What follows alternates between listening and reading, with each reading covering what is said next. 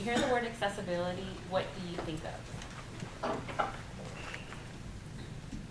Mostly vision impaired for me. I don't know why. Okay, no, that's, What comes to mind. anyone else? It's just ensuring that anybody who has any limitations can access the materials.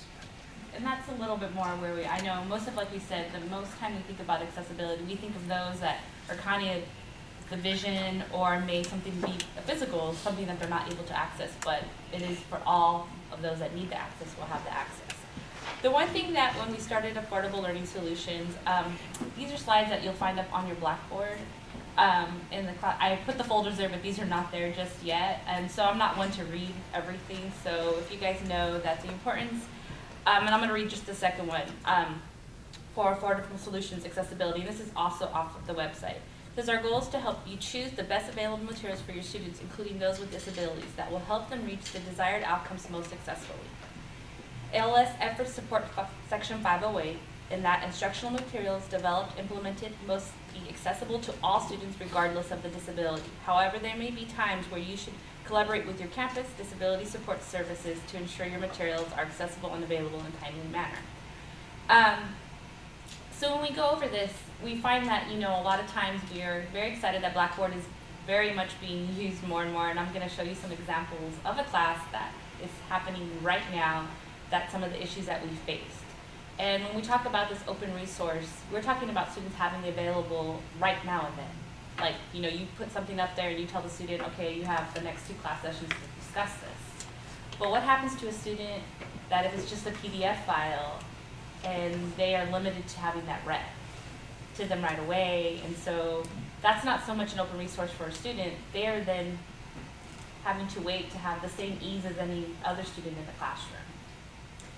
So we find lots of students that face this, and when I'll show you the example of a student, you'll see the importance of, well, that could be kind of hard if I walk into the next class session and everybody's talking about an article they read, and my professor takes points on participation, and I can't answer that question. When we talk about, like we said, accessibility, we think of like having instant access, but it's actually being able to use the materials that we're using. So if questions were to ever be asked is, well, how do my students know that they need that? Like we said, they meet with our, there's not an IEP, there's an accessible accommodations form that we give them. And we go ahead and look over their documentation to see if this kind of accommodation will be suited for that student.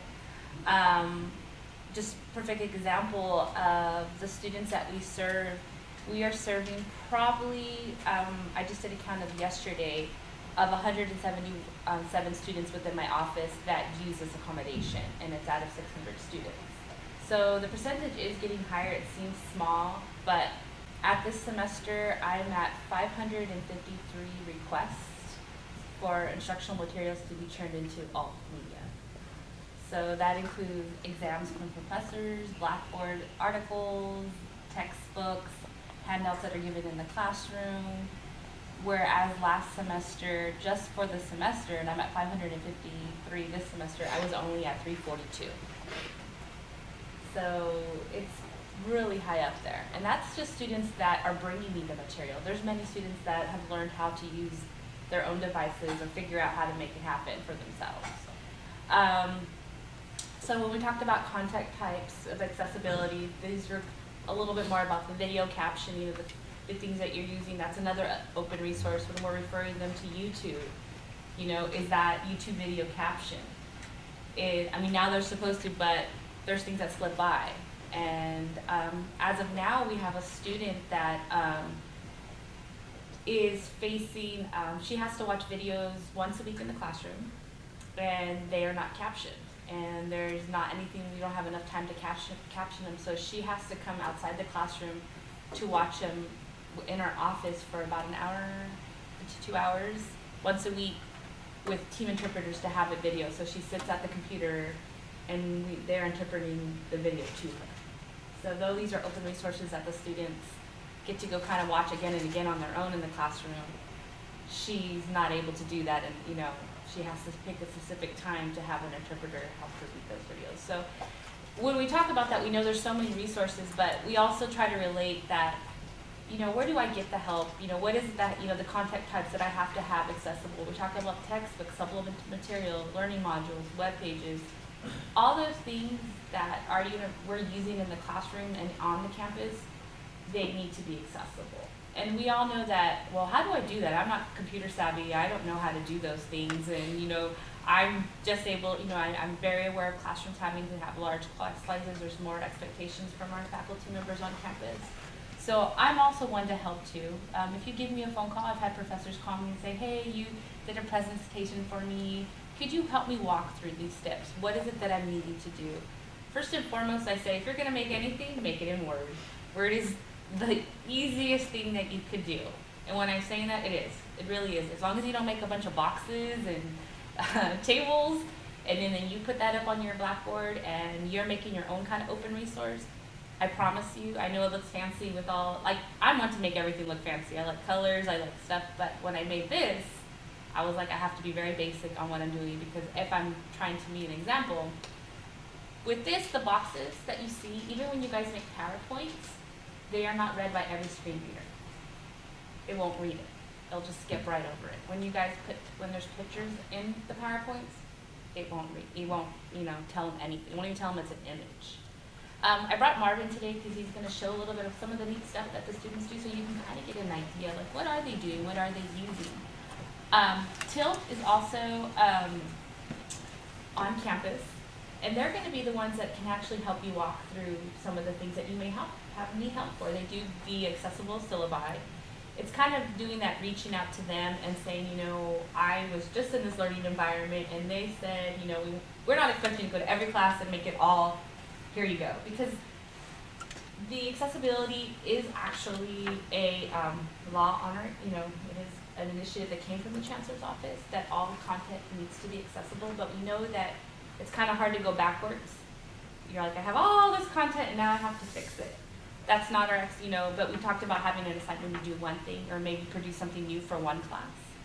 So I always say when professors call me, I'm like, okay, you know, I know this isn't, you know, you didn't go to school for this, you're not trained, but we have people on campus that could do these things. And I will refer you out to other offices if it's a quick question, or if it's like you're like, hey, I've had professors give me Blackboard permission to get into their classrooms, and I'll go ahead and go in there and I'll go ahead and format those things for those students. We don't mind that, because the end result is the student learning, the student access. And if you're like, hey, can you give me that back because you've made that all accessible? I'm like, sure, I'll send it back to you. I don't mind. I don't mind having that relationship with faculty members on campus, because if I have a relationship with the faculty member, in the long run, the student will see that we are providing success for that student from all offices on campus. And a lot of times, one important thing when we talk about access is a lot of students don't self-identify. So that's the hugest thing, because how do we know that they need access? So when I talk about making your content or making sure that open resource is accessible, a student doesn't have to self-identify on campus, but there's a lot of reasons why they might not. But I could sit in class and not know why a student may have a vision impairment, or they may have another learning difficulty. So when we talk about universal design, is starting from that, from the very beginning, is teaching in a way that all students are able to grab the content from the very beginning. And any questions? Because I can go on. A little bit when you were talking about, because I know one of the big things that's come up as a concern being in art and design is that, like, if I show videos and things like that, they're captioned. And in many cases I luck out because a lot of times I'm showing things that are foreign languages, so there's already the subtitles, it's fine. But in some cases it's not available. And you had mentioned that, like, you know, I don't always have the time to go and close caption myself. You know, Yeah, it's actually a really laborious process to do that, because you have to type every last little bit of it. And so you mentioned that you had, you know, some people who were interpreting for the student. When a case like that comes up, do you record that? Because, I mean, that'd be great if somebody actually recorded there, even if they just recorded the text that they wrote out for the student. We don't, but Yeah. here's the thing, is that's a stopgap measure. Yeah. That's the donut that you put on your car because you got a flat out on the freeway. Sure. You don't want to keep going with it. The thing would be to try to get that video to tilt. so that they can get it captioned, so So that there are way. services for it? Yes. 'Cause Yes. we were told in the past that there's just, we didn't have the funding for it, because that was one of the things, is I know there's this mandate put out by the chancellor, but then there's no funding for it. Yeah, which You makes know, it very, so- it makes it very difficult because you're told to do, I'm sorry.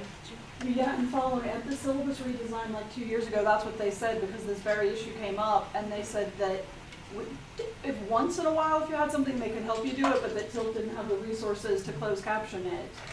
Now they do. Okay. This has been just, and this is so hard because I know getting that information out there to everybody is like really difficult. One thing that SSD is working on as for the next coming year is we going into your guys' meetings, like your department meetings, and kind of letting you know what's out there. Because I understand that. I've gone into meetings and you're like, well, the last time someone told me that's a no. And I don't want that to be, we would never want that for you, but I do understand Tilt did not have the resources. Right. And more faculty members are using videos in the class, and we know, like, for the beginning, like, okay, I just found this new video, we can do it for the time being, but like this next semester, we'll work on Sure. material that we could, you know, and that's one thing for Merlot that we use is by putting in that information, it can tell you related content that may be captioned already, or Right. certain things like that, if in the future. But Tilt has the resources to help, and we also know that their office is being saturated with lots of stuff there, but we also know that we've told them, I've talked to Rudy, he takes care of Tilt, and he said that that is something that they do. But if you get that answer and you're like, hey, I tried, call me back, because then Okay. there's always another way to Sure. kind of, you know, I don't like to do like the whole like little circle, but if I see a professor really trying to help, and I've had certain faculty members call and say, hey, I'm putting this video up, what do I do? You know, and there's always that immediacy, like, okay, we can try to figure this out for the time being, but in the future, you may have another student. So I really do appreciate that question and that answer. Also, what you might want to do too is when you're making these purchases, when you're finding something, I want to get this, and if it's something that you are purchasing, push on the distributor, push on that supplier and say, you got to have a captioned version of it. I need a captioned version of it. And if it's possible to go to a different product that does have all of that stuff taken care of, maybe it's not AAA, but it's AA. It might be where you go ahead and get that one and tell the other folks, I'm gonna get this one because this one over here doesn't have it. I've seen where people actually respond to that. And so as long as they know, I'm gonna do it, as long as they know this is a problem, you need to fix it because I'm not gonna buy your product, then they need to sell their product, they will be responsive to that. But if you just get it and then it becomes your burden to have to deal with, they have no reason whatsoever to be responsive to it. And that goes in with like your publishers. I could really even tell you what publishers will have contact immediately for me to be able to get from them when you guys provide your textbooks. Like last week, the last time we were here, we talked about textbooks. Well, that's a huge importance to me because there are several publishers that it's an automatic law for them too, so they have to have it in accessible format. So like, you know, Pearson, Cengage, I'm not selling for them, but I'll give you several places that will, you know, several publishers that are gonna have that content, you know, ready for me right away.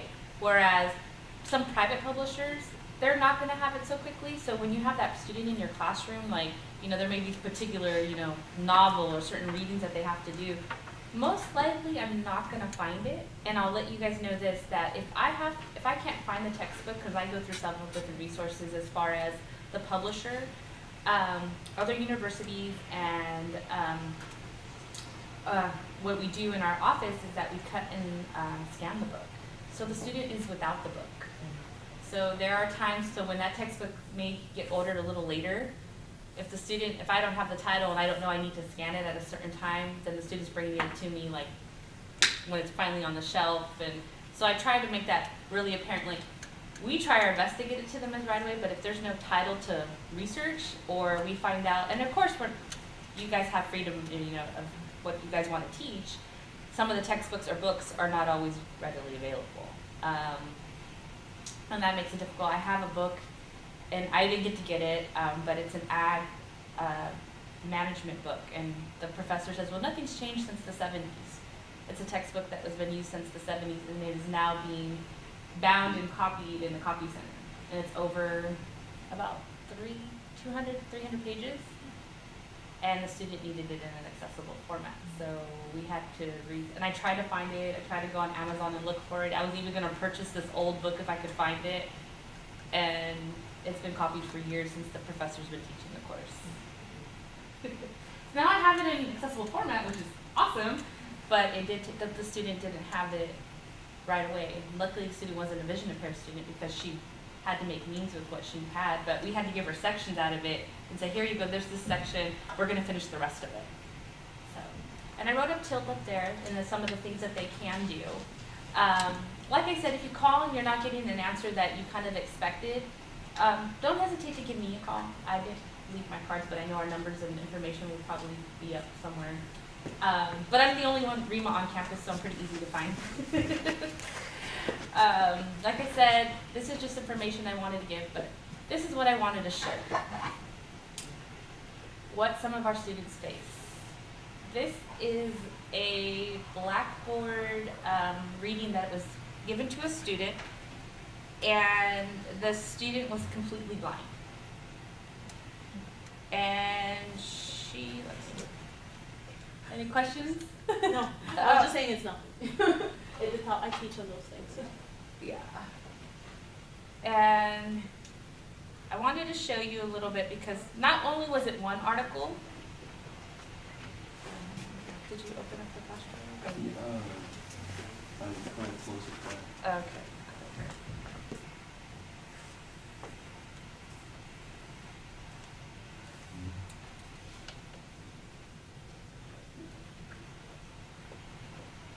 Sorry. Okay, so I'm going to show you one of the original ones.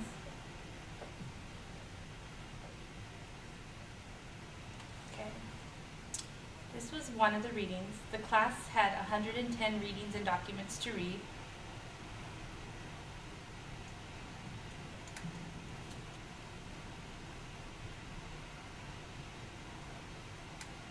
Any questions so far? Any thoughts? No. Huh? So no one knew that. Nobody, not even a student in the classroom, right?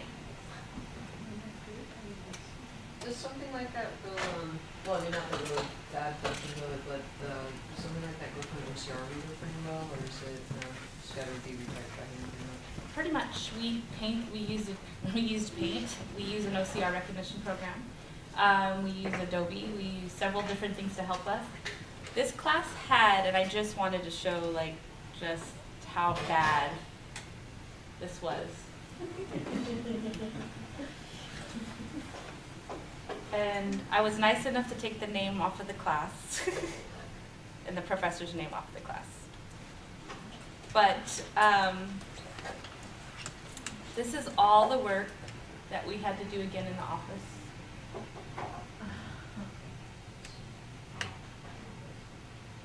We retyped and scanned. Some of them are clean, some of them we did our own research and tried to find some of the readings, but some of the readings were from textbooks itself, so we didn't have any information. What I actually do for something like this is I will email the professor to ask for assistance if they could direct me to the right place and let me know. Got no response from the professor. Nothing. I try to be very cordial and not have to call a chair to say, hey, someone's not answering me. Just because I try to respect that. This was a really difficult situation. All this work took over 27 hours. We're not sitting there 27 hours straight, but but what I'm trying to say is that those hours, we have other students that need the service too, and imagine that we can't even teach the student how to help themselves. You know, because some students, like I said, can go in and say, oh, I can just put this in my own recognition program on my own home computer and make it work.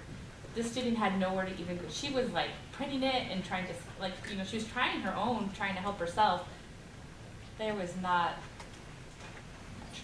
So if we notified you and gave it to you and gave you a clean copy, that'd be easy for you. Oh my gosh, yeah. Mine don't look like that, but our history department copier, frankly, if you have to scan it from the textbook, there are black sections and there are, and even the students without disabilities complain and they don't want to Oh, yeah. print it if there's, but I'm like, look, the only way to get this in perfect condition is to physically copy it, cut it, copy it again with something over it because it has to be full size or it won't copy it, and do it all by hand. Mhm. So it's the same kind of process with our copier to get a completely clean copy. I mean, it doesn't look like that, you can read the text. But I've never posted anything that looks like that. But I have posted stuff that has darker and lighter images, that there's But you're saying if we had a student with disabilities and we got you the clean copy or a copy of the textbook so you don't have to search for it, That you would could be, do that and it'd be easy. that would be so Okay. much easier, you know, and if that's the way we can go, that's perfectly fine. Our first goal is like, we wanna make sure we're not posted and, you know, we start from, like you said, but you're already using materials, you know, and that's what's happening with the copy machine, and that's the whole thing with the university is, we're wanting everybody, I appreciate you guys here today, and, you know, you're asking these questions. Well, how do I get these means? I don't have the great copy machine at my office, but if we work together and we say, hey, could you help me with, you know, if I gave it to you, that is so much better, because then I know that you're aware, and you'll be like, and you're most likely to tell the next person, one of your colleagues is, hey, this office over there is more than willing to help you out if you just give them a call. And I will respond to you as quickly as I can. I'm really great at email, but even if you forward them, like I said, I've had professors give me permission to get into their Blackboard and say, can you just, what I tell all my students is if you could just download those documents that are on there and forward them to me, but if we did it before class session started, I will help you with that. I really, really, you know, I've pushed in my office to get more and more student help, and I would not be successful in what we're doing if we didn't have student help. I mean, just to kind of put a, you know, show you how well we've done in the past year, we streamlined our system completely, and within a year and a half, our production time and our turnaround time increased by 400%.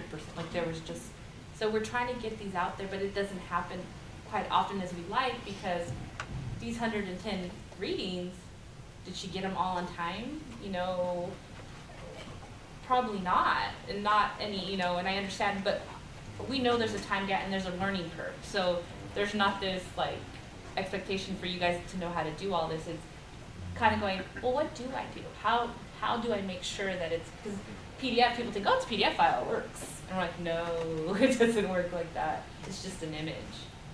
Any questions so far? So, back to the question of equipment, are there any standards on the campus or part of this mandate that indicate that if you're gonna purchase a copy machine, it has to be able to do this, that, and the other, or a printer, it has to be able to do this, that, and the other?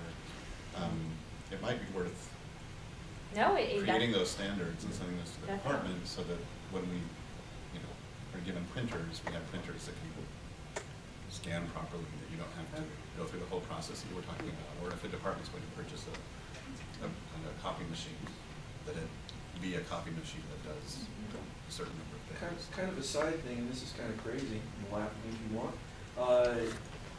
What about the possibility of taking those books that, because I understand you put it on, you got the curve, and it's a problem.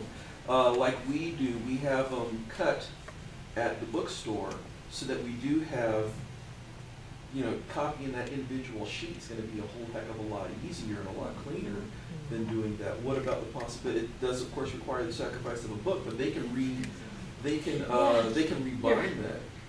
They can. I mean, a lot of the scan stuff I use, I mean, they're my personal copies in there, and some of them are, and some of the bindings are better than others. Some of them you know, are falling apart, so to unbind them and rebind them wouldn't be that bad of a thing, but some of them are. Kind Well, of. and Not- being not history, bad. they're probably really old and a lot of print, and so, like, Some of them. if you, sorry, but I mean, if you cut it and refine it, like that's, I don't know, I wouldn't do that with my books. I kind of just copy it as best I could. Yeah. So I'm wondering, what would you recommend, other than, you know, putting your books, like going forward, as you're saying, right? Like, you know, you can sort of fix the things we have backlog. You know, if I'm looking at a new reading, out of a book, and it's just one chapter, so I'm not gonna have to purchase a whole book for that, I'd probably just make a photocopy or something like that. Like, what would be the things that we should do? One is to give them, when you guys put your readings on your syllabi, to put the whole book on there, saying, I'm not recommending you purchase this book, but the ISBN number is the most important information for me to be able to find a textbook reading, because I can ask the publisher for the whole book, and then I know where the reading comes from. That is really important, because I know there's several readings in courses, but if you give the source of where it's at, because the library has sources that I can look up too, and because if there's just some title, I'm like, well, I don't know where I'm gonna find this at, like, and I you know, I Google everything, or I put everything through Amazon, and I can't find it. So going forward, if I'm not gonna ask the student to purchase 5 different books, but if you find the original source, like when you ask a student to cite their sources, definitely cite the source, and the ISBN number is by far the most, it's like the social security number for a book. I mean, like, that's how I'm gonna find it. With, you know, like, what was, I think you asked another question, I'm sorry, was that the only question No, you yeah, had? it's more like, well, you know, what would you recommend us doing as we go forward with these things, as we add new material or change some of the readings and whatever, what should we do? I would definitely use Merlot and one of the other, what other site is that they could put it's Merlot to put the open resource in. Is to putting that in there. Like if you put your ISBN number in there and you say, okay, I'm no longer gonna use a textbook, but I'm gonna use certain readings. If you put that ISBN number in Merlot, it's gonna give you all the resources that are out there. And like we said, when you guys are talking to publishers about a new textbook, ask, is this gonna be, you know, do you guys have an accessible format for the student already? When I have Marvin speaking a little bit, it's not about what device they're using, like is it for an iPad, is it for a Droid, is it gonna be able to be accessed by all students? So moving forward is the copies, like when I make when I do a PDF file, maybe state, this is just a PDF image file, and putting your readings from the very beginning of the class. I know lots of professors say, well, I'm gonna put readings up, you know, every often in the classroom, is taking the time to know what readings you're going to use, because if you have the readings all in the very beginning, what I've had students do is just send me everything from the very beginning, we work on it, and then we just return it right back, so that it's not, my professor just put up these 3 readings for me to read, can you do them for me? And it may be a Thursday night, and I'm like, because we have a timely process that we try really hard to do that, but that would be my one suggestion, is putting all your resources up from the very beginning, know what you're looking at, and if you come across it and say, hey, I'm not too sure about this, what is your suggestion? I wouldn't mind that, so I'm just taking that very beginning thought and going, okay, these are the sources I use, what do you suggest in a second? I'm gonna be jumping ahead to copyright too, but some of these things actually are available, but not, so someone has scanned them without getting copyright permission. So for regular students, there's a book I use and I said, look, I can't recommend, I can't tell you to use that because the publisher sells it and I have to tell you to buy it. If you actually read in there, that's between you and you, but I can't. But for disabled students, if there were a clean copy up, could I direct the disabled student because they don't have access to it in any other way? Well, then that works for me in the sense of called the Fair Use Act. So if it's something that is for the classroom and I don't have the copyright for it, but we'll get to copyright in a while, but the Fair Use Act works for me to say, and I had to use it for the student because it was for educational purposes. It's really hard that's the hard part, when a book is not required, and this has happened to me. So not you guys, I apologize when I use that word, but say I'm in the classroom, the professor will suggest, I have 3 recommended textbooks. And this student that's with a vision impairment can't read any of this information anywhere else, so they want that textbook. Not even a vision impairment, it could be any kind of accessible reason. Publishers are very smart. They do not have to release that textbook to me because they will ask me your professor's name, they will ask me the class. When it's taught and said, no, your university doesn't say that book is required, we don't have to release it to you. So that's happened to me. So I kind of know how to go around that, but I've had it happen, especially like say it's a business management book and it's like 700 pages. I promise you I do not want to scan a 700-page book. That is just not one of our fun things to do. So I will talk to the professor, I will let them know the situation, and I'll just say, can you tell me it's required? And then I'll tell them, you could say it's required for, all students in the classroom still have to buy their textbooks. There's no even though we put it in a different format, but I've had publishers say, can you please send me a copy of their receipt? I've had to scan it, send it back to the publisher, then they release the textbook to me. Because they consider this free digital copy in some kind of life form. But if those kind of particular questions happen, you say, I'm not going to make my students buy this book, but it's somewhere out there for them. Well, I did make them buy it actually, but the one student found it Free online. And that's why publishers are so particular with us, because our students can be like any other student, start selling stuff. Like, hey, I got a free book now, and it's scanned. We can't prevent that. I really can't. I tried different ways, but it just doesn't work. But in this case, it was accessible. The free version online was accessible, but the book copy that I was making students buy wasn't. Can I ask another question about Sure. what you would recommend in terms of lectures and PDF? So I use PowerPoint in my class, and I'll post up, they'll want to see the PDF or the PowerPoint, and I post it as a PDF because I have my own notes in the PowerPoint version. So I'm wondering, but you're saying that that it won't be able to read the PDF. This is an image. It can, it depends on how you do it, it depends on how you formulate that PDF. There's steps, and the folks in Tilt can take you through. There's actually an accessibility checker that's built within every single Microsoft Office product. Oh, yeah. So you build an accessible PDF by starting off with an accessible document to create that. So you run the accessibility checker on your PowerPoint first, Okay, now you and then you create the PDF, and then when you do that, your version of Acrobat, what is the new one, not QPDF, PDF Creator, I think it is. See, I use Acrobat. It will ask you, would you like for us to run OCR? OCR stands for Optical Character Recognition. It makes actual, like real, like grown-up text. Would you like for us to run this? And then you say yes. Once you do that, then a screen reader can go ahead and work with it. If I take something like this document here and I scan it into a PDF, it doesn't know what to do with it. It'll say this is a picture. So it will just show it to you.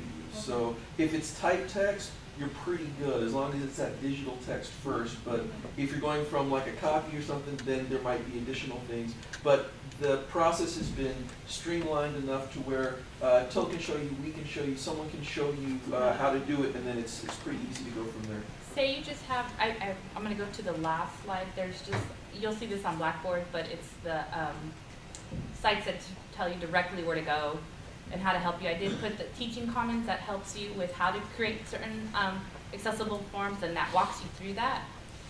But what I wanted to show you on the top, say you do a PowerPoint and you just done text or whatever. You could do outline format, and you see like right here on the left, right here. If you also just put that on another, like under your PDF, under your PowerPoint, when you upload it to your Blackboard, and then you can copy and paste this into Word. This is also showing them the same text that was within the PowerPoint. That also helps students also. You could put, Word document of the PowerPoint slides. And that will, because that is exactly what I typed, but now it's all just an outline format, all in text. Any questions? I have to say I'm very excited that you guys are asking questions. It makes me. I try to tell lots of professors that this isn't, I really do understand when I say this isn't, like you said, how do I do all this stuff? Because I'm not, when I first came to work at this job, I wasn't trained on how to do exactly what I'm doing. Nobody goes to, there's not really many degrees out there to go get this kind of degree of how to make things accessible. It's kind of just a learning curve. There's more and more students that are needing this format more than ever. Just for testing purposes too. I'll just leave with that before Marvin shows you what actually some of our students use. Is students used to have readers. That's one accommodation. They read the test to them. Well, imagine if you have certain language or certain things, and as a reader, you're like, I have no idea what this says. So now they use certain software to have the test read to them. And if we don't have the test readily available to put it into that software, a lot of students depend on that software to be using it for their testing purposes.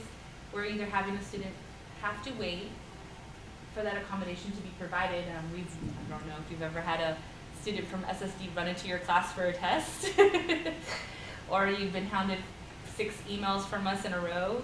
A lot of times those are for purposes of trying to make sure that we have it in an accessible format right when the student walks into the classroom, into our office, especially if a faculty member is wishing for that student to come in right after the test is done.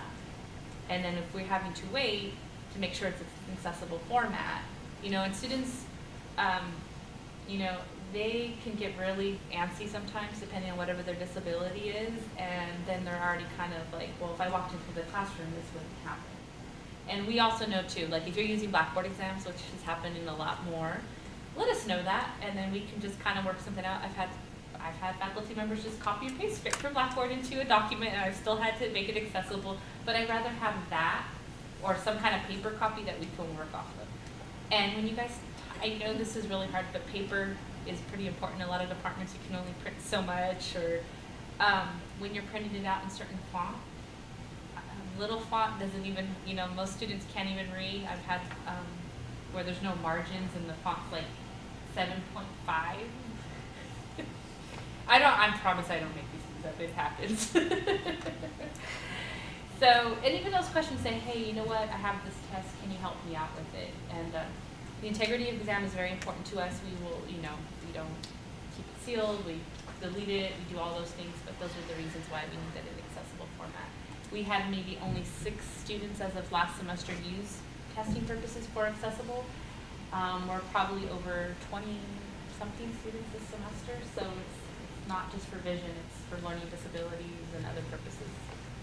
So my classes are hybrid, and they're mostly on Blackboard. All my exams are on Blackboard. You know, seems like that would be an obvious place where there would be some sort of interface that Blackboard would have accessibility, accommodations, so that you could be able to just pull off text and pull off assignment instructions, things like that. If that's not the case, how do we start that process? Because we're all being pushed to use Blackboard. And then then I find myself being one of those people who's actually doing it, and then these sorts of limitations come up. It's like, wait a minute, why are you pushing me to do this when it's not meeting the accessibility requirements? No, and I completely hear you, because that was one of my biggest concerns too, and I'm like, we're pushing this, so where do they go? Like, should something pop up and say, oops, don't do this, like kind of thing, We're currently been talking about what we can put into the learning management system that will help with those kind of things. They kind of tell you, hey, have you checked this before you've done this? Blackboard is not completely accessible to screen readers, which is really one of our hardest things, because when we purchase things on campus, they are to be readily available, and that's a vendor issue. We're currently doing that. So I understand that when you're telling, so one of the questions that you might get is that understanding that, say, a student does need that service from you, there's no classroom, but I have a Blackboard with them. And we want to make it fair for our students, because every student gets to take that test anywhere they want to. What happens is if our student needs an accessible format, somehow they have to come see us, because we've even done printing the test, putting it on the computer, or just what has happened is we've had students come in, open up the Blackboard test in the testing room, and we've had someone just read it to them. So they still had the opportunity to use Blackboard. I do not have a definite answer on that, but all I can tell you is if you have that question, and I can tell you, and when you get a question from SSD and it says, hey, you have the student, is to then understand we may need that test from you, so that the student has to come into the classroom, into our office, which isn't very fair to use, because every other student gets to have it the same way. So it's this circle that we're kind of dealing with. It is like, you say I have to do this, but then there isn't this ready for the student, and the student doesn't have the same fair use of I can go sit with whoever and take my test, or, I have to do extra work on your own, and I apologize for that. It's been a question. I'm that one little person in the room going, well, what about this? And what about this? And they're like, well, we're getting to that. And I promise you I'm getting to that. It's just, I wish it could be heard a little faster. Some screen readers can read. And you may get just questions if you could open the test a little longer, just for the student to have time for process. I don't know if you've ever gotten an email about that. Absolutely. Yeah, so we do questions like that. Like if the student says, I just want to be able to take it where I want to take it, but can you see, since my time is really important to me, that I have longer time to process. So that's where we've kind of given, would you say, like the little donut tire kind of patching the work down. It's not perfect, and I don't know if sometimes it's a money question more than anything, but the vendor issues where we push back to the vendor and say, what are you putting into this before we purchase any more licensing to make sure that it's successful? One of the things to be wary of is there's a lot of automated tools out there which say, well, we'll go through and we'll check this to make sure that this is accessible, and the automated tools come back and they say it's all clean, but automated tools, I've been working with web content and whatnot that have been said to have been clean, and I can go in and break it in less than 2 minutes. I do it the old-fashioned way, fire up a screen reader and have it try to read pages to me, and when it's reading nothing, when it should be, then that lets me know, well, this is the obvious problem. Or I can try to navigate it with a keyboard, and I can't navigate it with just a keyboard, not using a mouse, but just a keyboard. If I can't do simple things like that, I've got issues. As far as the things that you all would be doing, I can show you the simple check in Microsoft Word and the simple check in PowerPoint. You'll be surprised that it's just kind of right there, and they actually tell you what the problem is. You click on the problem, it tells you what the problem is, highlights it, and then tells you how you can fix it. And if the fix doesn't make sense, that's where I would say, okay, this is it. A lot of times it's simple things like you've got tables or you've got graphs and they need alt text, and it's, well, what the heck is alt text? But the real accessibility work does require human eyes and human understanding and human brain, because it's the explaining, like if I have a graph, and you have a graph that you're presenting to students. When you're presenting the students the graph in class, you're explaining the graph to them. So if I'm using something to access it and listen to the explanation, and I don't have the, that's what needs to be presented to me, that explanation of it. And a lot of folks just say, this is a graph of this. Well, that's not really useful. Same thing with in math and sciences with equations. Right now, equations come up as pictures. So if you're doing anything, you have to explain that it doesn't. When we look at these things, we interpret and we read, and so math is a language in and of itself. So when you read that equation, it comes out. You can read it regular with regular English, but the computer doesn't know how to do that. So we have to be able to put that stuff in.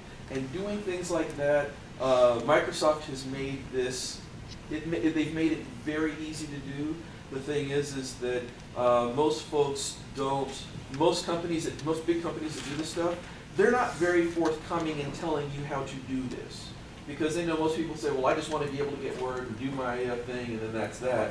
However, this is a big enough issue to where they've made being able to look at accessibility really easy. So I can show you a few things with that. So the solution on Blackboard would be when I enter the instructions for an assignment directly into Blackboard, then the solution would be to attach a version of an accessible doc in Microsoft Word with the same content. Yeah.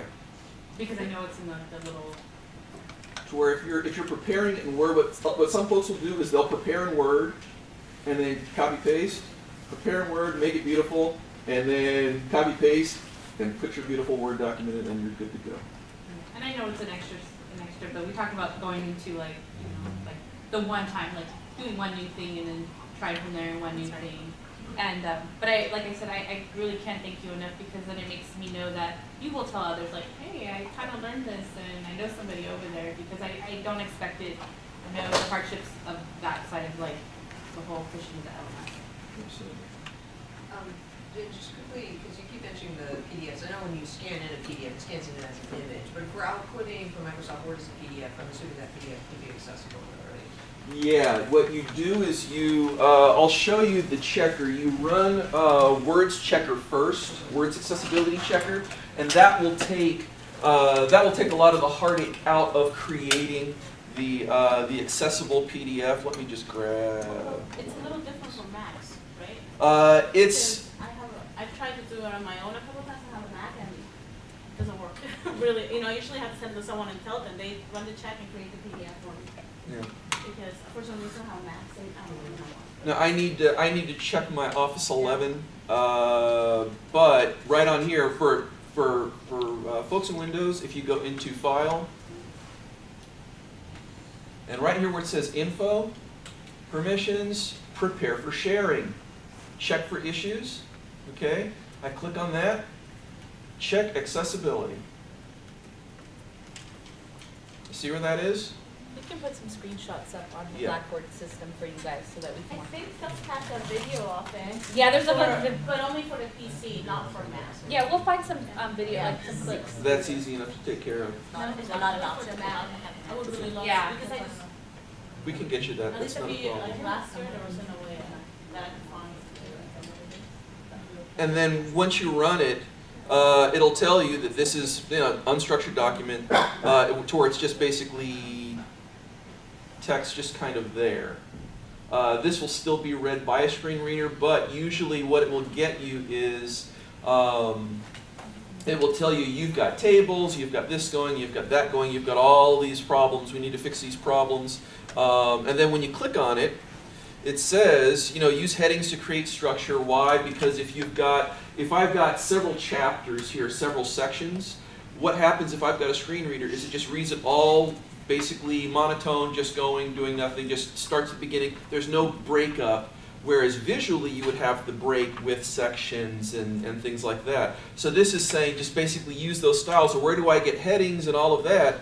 Right up here with the styles. you know, but Marvin, I don't like the way that looks. Change it. You can change the font, you can change the text color, you can, all the stuff which you don't like about the way those headings look, they can be changed. And the nice thing about it is, especially if you're doing your own work, by using those styles, it automatically will set up table of contents, breaks, things like that, so that way when you do have to, as you're adding pieces to it, it's structuring the whole thing up nice and in a friendly format outside of accessibility, but it will also make it a lot easier to be able to get that accessibility. So there's that, and then there's also the same type of thing. It's in all Microsoft products, it's the same location: File, Info, and then check for issues. So you'll find that in PowerPoint, you'll find that in Excel, you'll find it in Word. So it's there. It's just a matter of you know, what it's going to get you. And then as far as Mac goes, we can see about trying to find that and get you some information. Is it, and you might not know, is it in Keynote and like the Word, the Mac? Pages, Yeah. and it's different, but that's because it's going to be different. Well, it is It's possible to do a lot of that. It's just a matter of going through and again getting the instructions on doing all of that. One of the main, quickly I want to show you this program here. It's called Kurzweil 3000. This is the main program that a lot of students are using. It's not something which is particularly for visually impaired students. We have a lot of students with learning disabilities who are using this program. And what it does is it allows the students to be able to not just read the text in some cases, but it will read the text to them, okay? It has a lot of study tools that are built into it. It's got, so I'll close that. It's got, I'll just open up one of the little samples that they have here. Let's say history textbook. Now, of course, this is very, very light reading.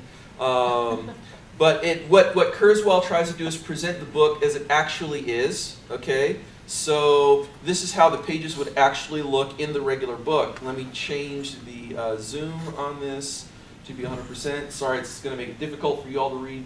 But this at least shows you how it has that same look of the page. You can even see over here where it was obviously split and scanned. Okay? So this is a good representation of the page. We have a lot of students who end up using this. And when I say read, when the Doughboys returned from Europe in 1919, Americans felt satisfaction and relief. so what it's doing is highlighting the sentence so I can focus on the sentence and then highlighting each word. So that way I've got that good one-to-one between the spoken text and the printed text. So we have a lot of students who are using this as a means to be able to get that book, to be able to process that text. Because due to processing issues, they can't do it if you just give them the text. So we'll end up putting a lot of the digital materials in this, but I can also use this for Word files as well. I can use this for some OCR, some PDFs that have been run through OCR. And then there's other tools too, which it'd take me a whole day to go through all of them, but there's other tools too that the students can use. The key is we need to have good source material to run from. So that's the stuff that you guys get us. If we've got good material, then we can go ahead and provide this that they can use in these tools and be able to allow them to access this in a timely manner. Our students are given passwords and usernames to download this program to their own home computers, so when they do have the open resources and when they do open them up, they try to open them up in this, and that's the importance of it having it accessible so that they can be able to use these readers. And there's several readers out there that they can get on their own, like for free, but they're limited to what documents they can. And they're also limited in what their capabilities are. I can go through and on your Windows computers, on your Mac computers, on Android and iOS tablets, I can do some text-to-speech, which is having the text read to me, but it's not all going to highlight the words. It's not all going to give me speed controls so that I can slow down the rate of the speaker or speed it up. It's not going to give me all of those features. So I have to make sure that, and what we try to do is try to help the students find what features are going to help them find the most success without forcing everybody to necessarily use one particular thing. All right, so we have we Yeah. wanna make Sorry. sure that, Yeah. so if you have any questions later, you can always ask, ask Rima and Marvin later, as well as send them an email. And the stuff that they went over with you today, we'll put them up in Blackboard, so you can always refer back to it. We'll always have that as information, you can always go back. I know that there's a couple of people that needs to leave a little bit early, so we're gonna go with some of the groups of the things that you guys were looking up to share with everybody before we do the copyright at the end. So we'll go ahead with Annabella's group. Sorry to kind of interrupt. No, no, no.